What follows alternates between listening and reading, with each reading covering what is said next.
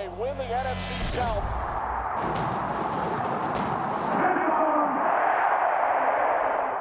Can y'all believe it? It is the week of. The Bucs have a game in 6 days. Wow. We are here. Let's go. The NFC South preview. So, obviously the Bucs have won 3 years in a row now. Have three-peated. Can they four-peat, if that's what we want to call that? The division will be tougher this year. It will absolutely be more competitive. Am I saying it's going to be a top division in the NFL? Definitely not. But it will be more competitive. So, let's go one by one through the 4 teams, and let's start from the bottom. Dave Canales, how you doing? So that's what the Panthers decided to do this offseason. The Bucs, barely squeak out a win against them in that final game, and the Panthers are like, yeah, we want that guy to be our head coach. So they do. They hire Dave Canales, and I just don't think he's there yet. I don't think Dave Canales is this terrible coach. He'll never be good, blah, blah, blah. But I just don't think he's there yet. He showed a lot of inexperience in that first season with the Buccaneers, calling plays for the first time, and I don't think he was ready to take that jump into a head coaching role immediately like that. But here we are, and one day he might figure it out, put it all together. Like I said, that was just his first year, so I just don't think that year is this year. Getting into the Panthers roster, I also don't think the roster is there yet either. They're still not good in the trenches. They did overpay for a couple of free agent offensive linemen, which I don't like it, but I get it, because who wants to go to Carolina in that current situation? So they overpay for a few guys, and they come in, these guys, even though they overpaid, much better than what they had last season. So maybe, Bryce Young doesn't have to run for his life every time he snaps the ball. So I guess that's a positive for them. Out wide, they pick up Deontay Johnson from the Pittsburgh Steelers. Solid pickup there. Xavier Legette, nice draft pick there. Probably my favorite player in the NFC South, not on the Tampa Bay Buccaneers. That guy is, it's quality. Quality content. That's what he produces. Adam Thielen, still hobbling around. I don't know how much tread is left on those tires. And outside of that, at receiver, there's not much. And I think if you're looking at Deontay Johnson as your wide receiver 1, you're not in a good position to win football games. He's much better suited as that wide receiver 2, in my opinion. He's talented. He can be a really good receiver, but I just don't think he's wide receiver 1 worthy, in my opinion. Going to that running back room, they still got Chuba Hubbard, and then they spend their top pick on Jonathan Brooks, who I do actually believe will be a really good running back once healthy. So rookie year this year, we know for sure he's out those first 4 games. They don't play the Bucs in those first 4 games, so it doesn't really matter there, but interested to see how he comes along throughout the season. A lot of it's going to have to do with that offensive line in front of him and what holes he has to run through, but I do think Jonathan Brooks will be a really good running back. We didn't get to see too much of him in college because he sat behind Bijan Robinson, who got all of the touches there over at Texas, but I think they might have found something there, if he can stay healthy. Last season, the Panthers' defense actually wasn't terrible. It was just that offense was, it was the offense. But on the defense, they did lose some pieces. So could there be a potential dip there coming? So while the offense gets better, does the defense get a little bit worse? So it kind of just, you don't really improve. They still got Derek Brown on the D-line there. They still got J.C. Horn at corner. Those are really their 2 pieces right there. Outside of that, Jadeveon Clowney, they picked up as their top edge rusher. I like Clowney, but once again, not as your top edge rusher. I think that's why he excelled in Baltimore last season, because he wasn't the top guy. He didn't get all the attention on that Ravens defensive line. He just was a guy there, and he played his role really well. But now he's going over to Carolina, where he is absolutely the top edge rusher. Don't love that. With all that being said, I'll give them a couple more wins than last season. I'll put them 4 or 5 wins. I'll give them 4-13. And like I said, I don't think Dave Canales is there yet, and I don't think that roster is there yet. Just another building year for the Carolina Panthers. I mean, as long as they do better than they did last year, it's an improvement and a step in the right direction, but there aren't any real goals other than that for the Panthers this year. Maybe find out if, Bryce Young is your future quarterback, but then again, it's year 2. He doesn't have that many weapons, and his offensive line probably isn't going to be very good, so even that's hard to read. It's rough in Carolina right now. Next, let's go to the New Orleans Saints, who I will be traveling to this season, going to the Caesars Superdome, and I am excited to be in that atmosphere. For the Saints, I think this season can go 2 ways for them. It can be, average, maybe 8-7 wins, or it can really start tumbling down and sit around 5 wins. And this all, in my opinion, depends on those trenches, because that offensive line, oof. That defensive line, oof. If they were star-studded everywhere else, then I can just be like, all right, they'll be average. They'll be fine. But they're not. Like, Kamara, okay, good. Olave, okay, really good. But then what? Raheed Shaheed, pretty much a situational deep threat unless he made a big improvement this offseason. A.T. Perry is your wide receiver 3. Derek Carr at quarterback. Yeah. I don't think there's enough there for the New Orleans Saints. So if that offensive line is going to be as bad as expected, their best offensive lineman, Ryan Ramczyk, is out for the season and pretty much done. If their offense, because of that offensive line, just ends up becoming, again, Derek Carr, dump off to Kamara, just hope for the best. You're not going to go anywhere like that. If you can't push the ball downfield and be a threat to push the ball downfield at least, defenses aren't going to respect you, and you're not going to be able to move the ball like you want to move the ball. So, that offense, I don't like it. On to the defense. Like I said, that defensive line just isn't what it needs to be. Edge rushers aren't there. D tackles, I don't think, are there. There's no one threatening Goedeke or Tristan Wirfs on the edge. And then on that interior, we're talking Nathan Shepard and Kalen Saunders. Just not names that really ring a bell as for, oh my goodness, we need to watch these guys. It doesn't. Thankfully for the Saints, still got Demario Davis doing that thing. As long as he's in that linebacker room's going to be solid. Secondary, still got Lattimore, Adebo, a few guys there that are respectable for sure. So I think that kind of makes up for that defensive line and can make them a solid defense. So like I said, I think this all depends on which way the trenches fall. Either way, 7-10 or 5-12, whatever they end up, I think the Saints, this will be the last year with Dennis Allen as their head coach. I'll give them the benefit of the doubt, and I'll say the Saints go 7-10, but keep an eye on those trenches because they're bad. McCoy and Reese are solid, but other than that, it's just not good. It's not good. Now let's go over to the hype train because it is running through Atlanta, Georgia right now. Vegas has them as the favorites to win the division, and all it took, in their opinion, for them to go from a middling team who hasn't done anything or shown any promise was firing their head coach and bringing in Kirk Cousins. Now I will give them, Arthur Smith was terrible, and I loved him being the Falcons head coach. It was a blessing.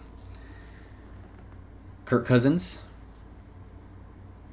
gets a lot of hate, which is kind of interesting how this all works out because I feel like he gets a lot of hate about how he doesn't win playoff games and all this stuff. He doesn't come up in primetime games, big moments, but yet the Falcons pick him up and all of a sudden they're where the hype is. Doesn't make much sense to me. But wherever Kirk Cousins does go, the skill positions elevate. That's a fact. Anywhere he's went, look at the numbers on the skill position guys. They get better. And when he gets injured, look at the numbers on the skill position guys. They drop drastically. Look at, Hawkinson last season or Addison last season. That Vikings offense was nothing close to what it was those first few games of the season. So you won't win any playoff games, but at least, you get that. So what are they surrounding Kirk Cousins with? I think the offensive line is okay. I don't think it's bad. I don't think it's good. Skill positions, I think they're top loaded.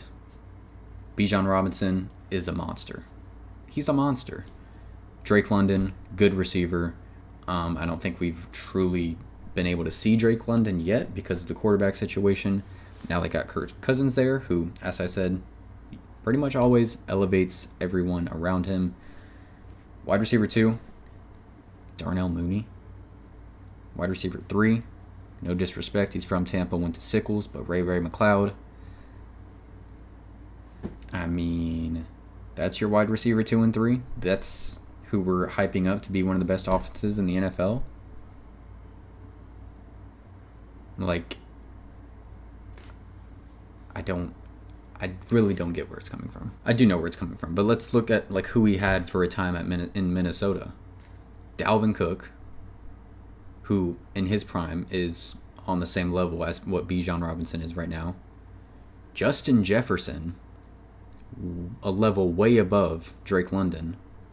Adam Thielen, back when he wasn't hobbling around, way better than Darnell Mooney. You see what I'm saying? Even like last year and half of the year before, he had TJ Hawkinson, who is a level above Kyle Pitts at that tight end position. And that was a good Vikings offense.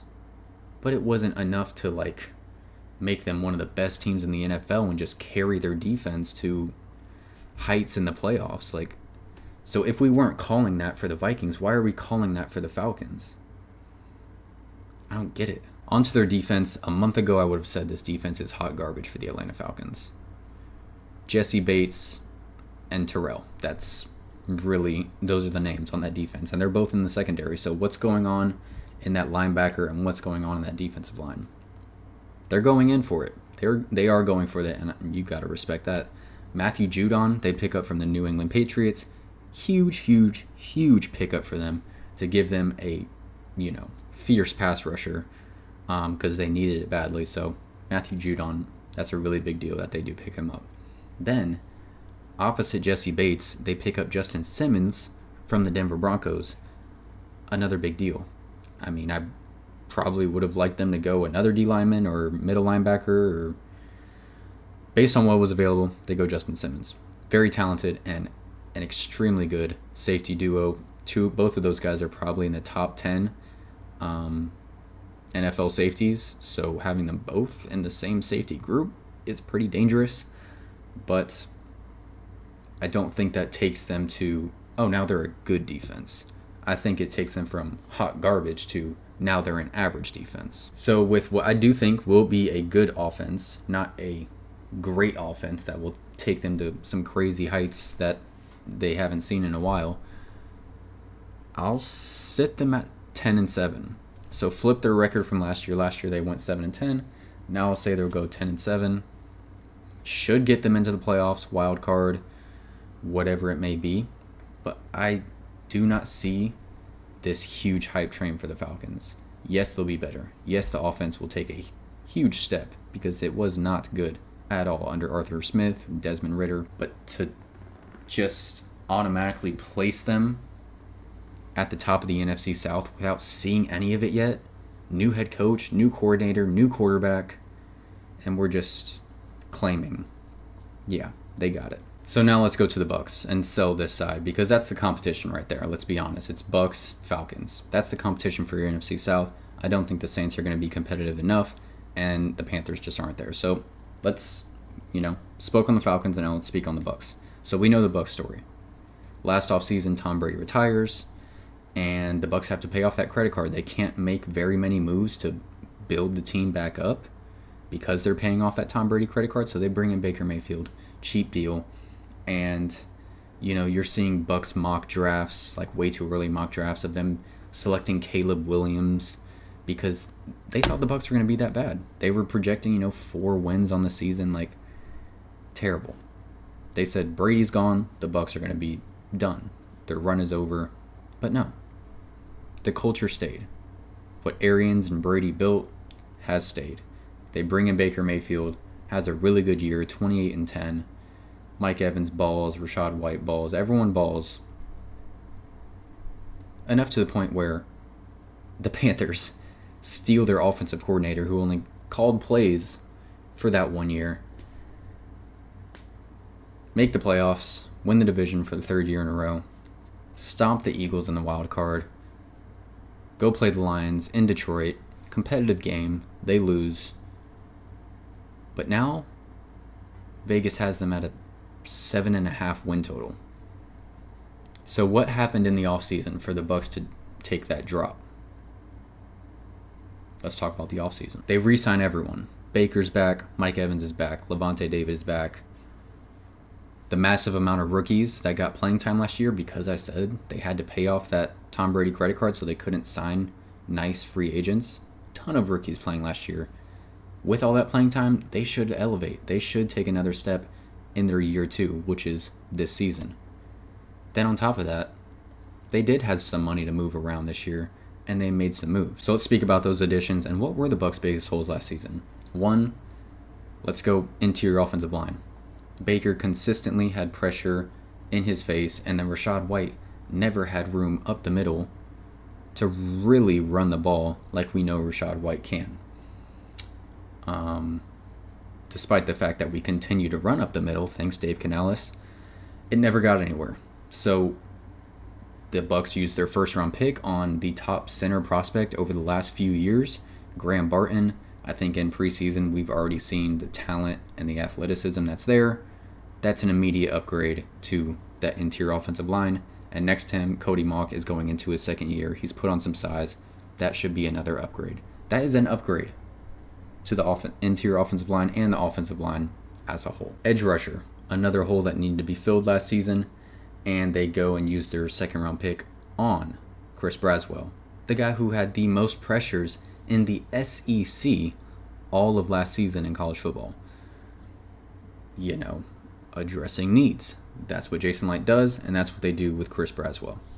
Next, I would say there was another big hole. This guy named Ryan Neal, opposite Antoine Winfield Jr. The Bucs need to get a replacement, and what do? They go and pair him with his guy from the 2020 Super Bowl team, who is just a playmaker similar to Antoine Winfield Jr., Jordan Whitehead. Now, yes, I'm hyping them up, but I'm not going to crown them just champions of the NFC. They do have some holes still. I think until proven otherwise, there is a hole at edge rusher. Really good job, really good pick in that 2nd round with Chris Braswell, but let's see it in the regular season. Joe Tryon-Shoyinka, we need another step out of you, bro. We need another step. Final year of this contract, that 5th year wasn't picked up by the Buccaneers, so, you know, time to show something.